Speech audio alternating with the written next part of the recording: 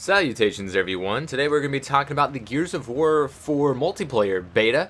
Quite a long beta, especially if you have the early access from playing the Ultimate Edition of the game, of this very historic franchise making its 5th iteration and its first on the new console, you know, if you don't count the Ultimate Edition because it's just the Gears 1 remake. But your multiplayer skills are definitely going to be translating over to this game.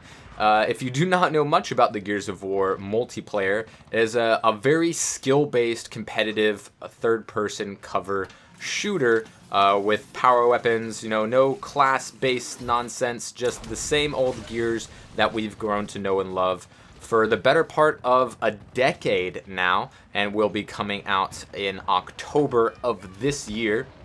So I've had some time here with the multiplayer beta. It takes a little bit of time to get back into the swing of things, but it's kind of like riding a bike.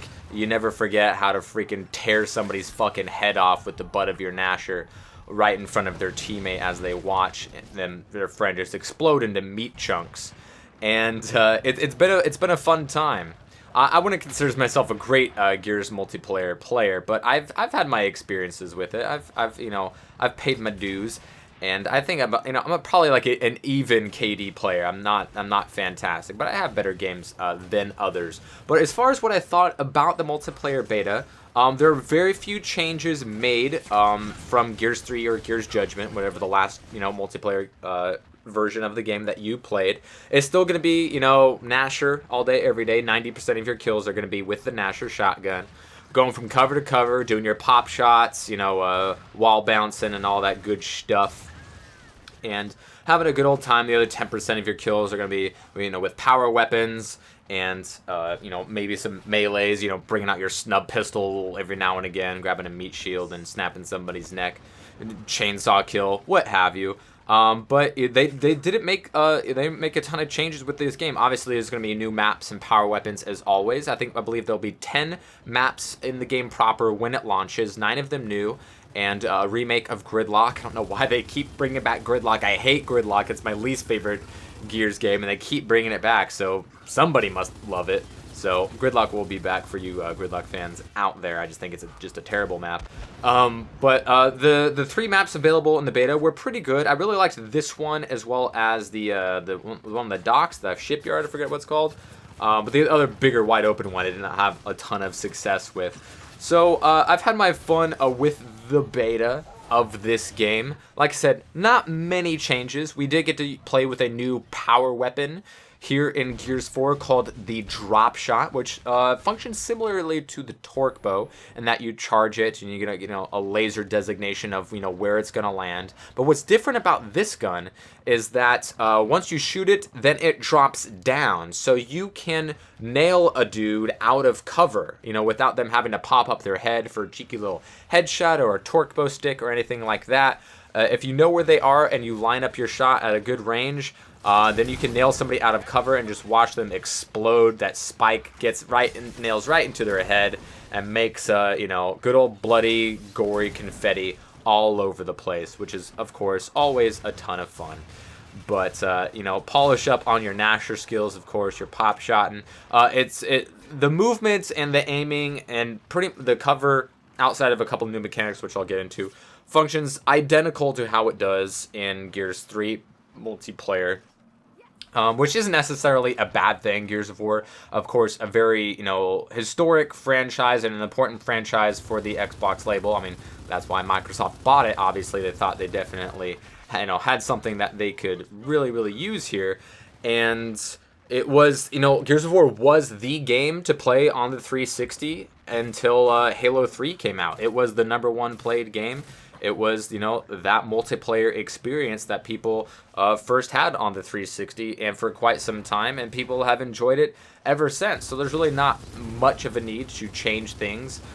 So we still have, the same weapons on the spawn, power weapons over the stage. It still works in Gears of War. We've seen, some older titles try to go back to their old school roots of how they handle their multiplayer, but it just doesn't translate well in this day and age. But with Gears of War, you'll find that the gameplay ages perfectly well. We're not that too far removed from Judgment or playing the online multiplayer in the Ultimate Edition. So if this is a very skill-based game, so if you are new to Gears of War, or if you haven't played the multiplayer in the very least, you will definitely find yourself having a very, very difficult time adapting because, A, it's very skill-based. This game is all about your movement and your Nasher shot. Those are the two most important things by a mile. See, let me get killed by the drop shot right there, and he gets his legs blown off. So it's very skill based, more so than other third person cover shooters or first person shooters out there.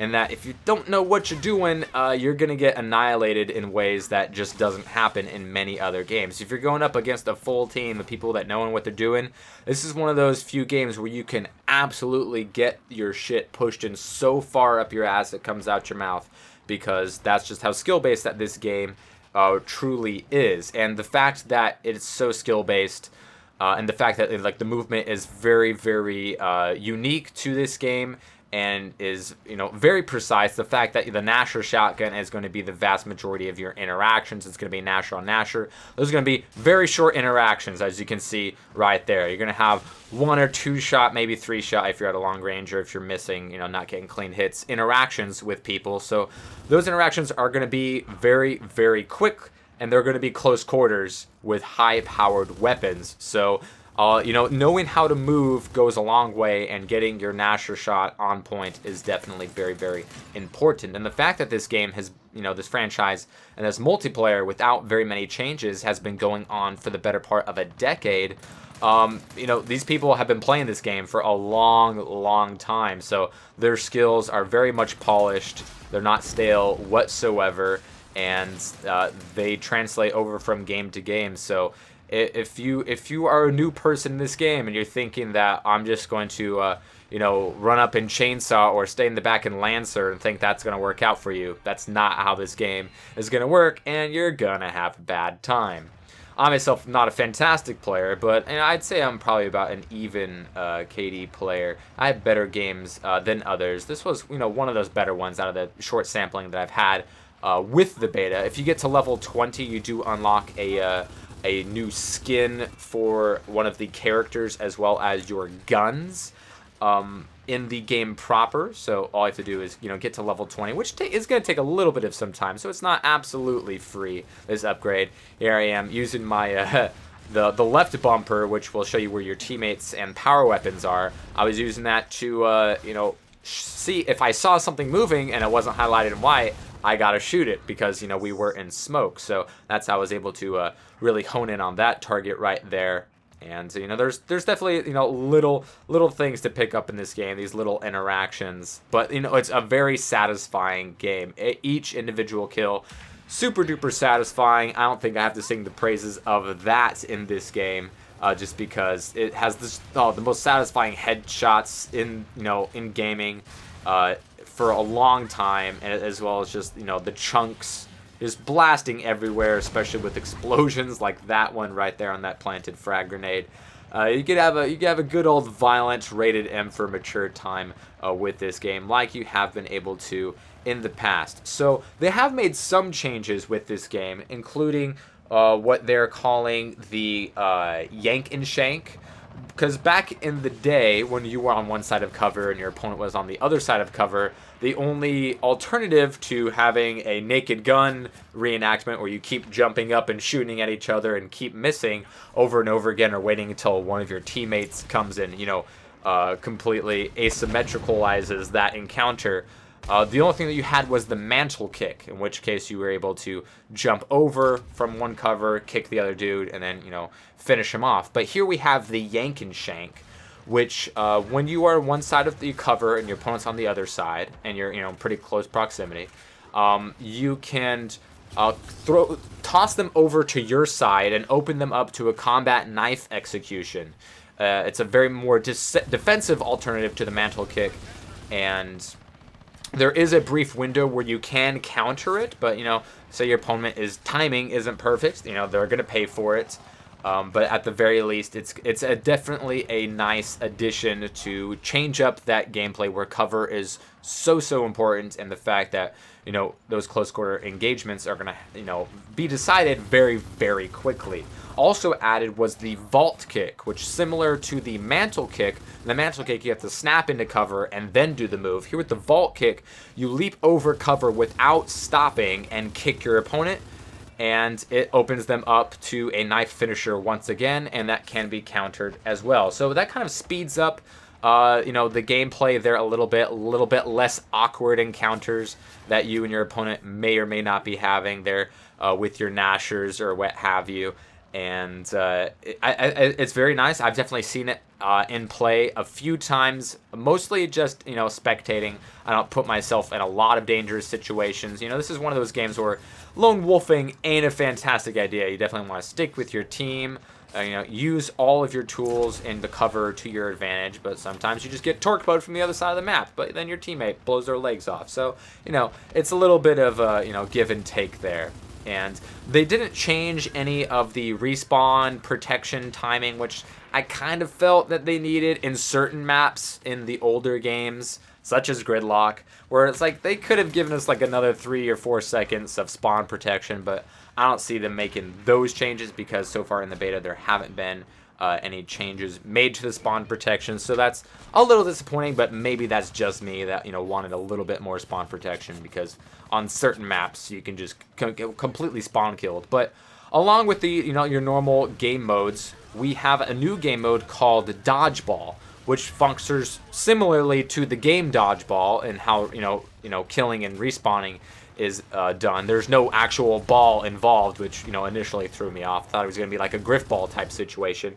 But like in Dodgeball, if you die, you can come back if your opponent gets a kill. Like in Dodgeball, if your opponent threw a ball and you caught a ball, then they're out and your teammate gets to come back in. Well, similarly here, and that will definitely help for comeback situations. So if it's a 1v5 and the one gets a kill, then it's a 2v4. And if they get another kill, then boom, it's a 3v3. A 1v5 turns into a 3v3 just after 2 kills. So that's definitely going to make things a lot more exciting in that game mode. Anyway, my final tally here was a pretty decent showing for me. 14 kills, 11 downs, 11 deaths, but a 24-14 score. Ain't nothing to sneeze at least for me. Hope you guys enjoyed the gameplay and the commentary. Let me know what you think about the multiplayer and what you're going to do about the Gears 4, because it comes out in the fall, and I'm definitely going to be getting it for the campaign mostly, but the multiplayer, as you can see, has some fun as well.